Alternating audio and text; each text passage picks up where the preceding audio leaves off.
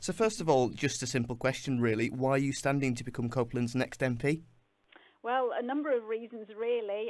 Massive support from the West Cumbria branch, and lots of people of all parties, actually. Even, Labour supporters and Conservative supporters said, Fiona, you would be ideal because you really care, and, irrespective of party politics, we support you. And obviously, I'm passionate about the whole of Cumbria, and I'm in Whitehaven a lot because I go to the West Cumbria meetings. I'm always around about the county. I've been on nights out there. I actually work there because I work for North Cumbria University Hospitals, and obviously we have two sites, CIC in Carlisle where I normally work, and West Cumberland Hospital too. So what specific experiences do you have to become the next MP? Specific experiences. Well, I'm not a career politician. I'm not a councillor. I'm just a normal member of the public who's worked in the NHS for 24 years. I'm absolutely passionate about it. I have a massive interest in politics, and I think I'm of an age where I've got lots of experience and I can actually give something back. And it's about passion, really. I mean, I'm not in it for me. I'm in it for people, for people to get their voice heard, basically.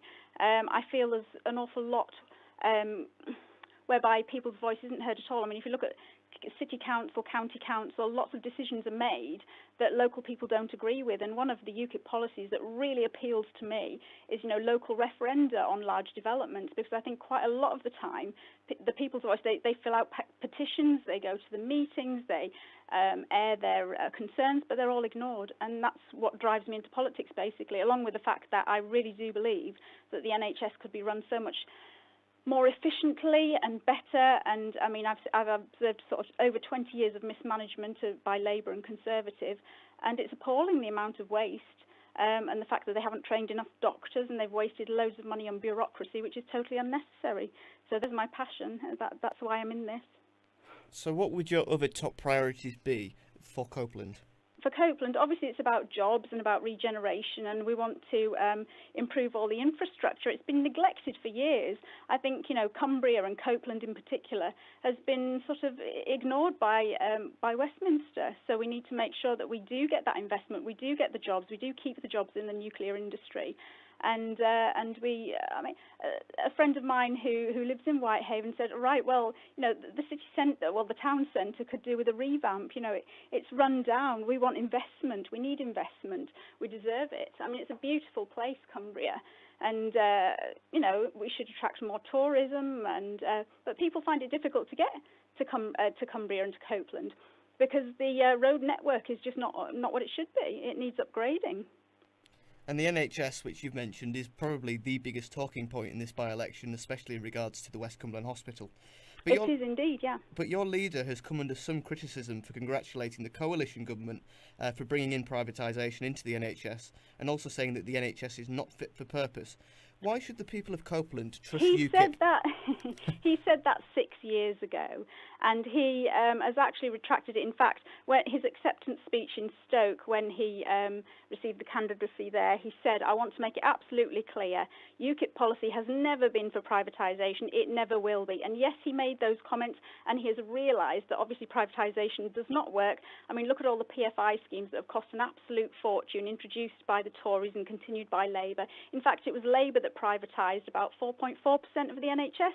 I mean, overall, about 5% has already been privatised by the back door by the Labour and Tories. We want to stop that, and we're totally anti-privatisation. He's made that absolutely clear.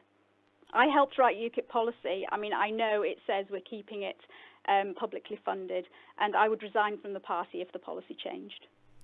Now, the other major talking point is Sellafield and nuclear power. Are you in favour of the new plant at Moorside?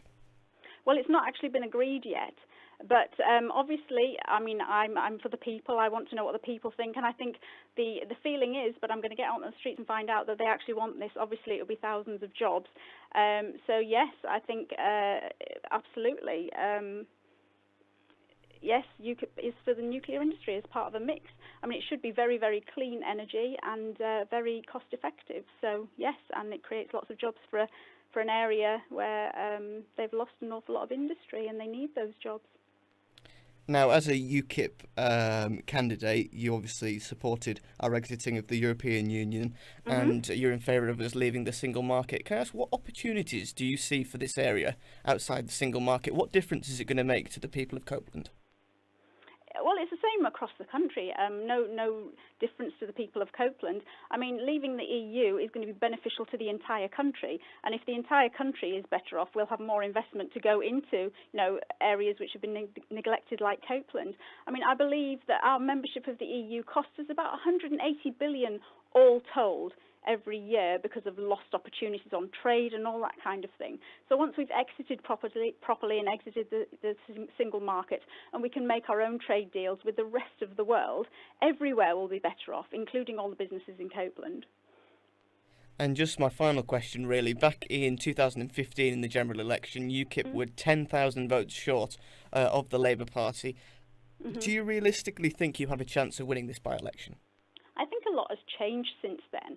I mean, yes, we have voted to leave the EU in the referendum, and 62% of voters in Copeland voted for that. But it took the Prime Minister Theresa May 7 months to make a speech.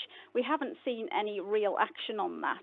And obviously the Supreme Court's now saying it has to go through Parliament. We really do need to elect a strong voice in Copeland for leaving the EU completely, leaving the single market, and that strong voice is UKIP. Obviously, that was a major part of our reason for being. But we have a full costed manifesto and everything. So, and leaving the EU actually will fund part of the plans we had in our manifesto, the NHS included.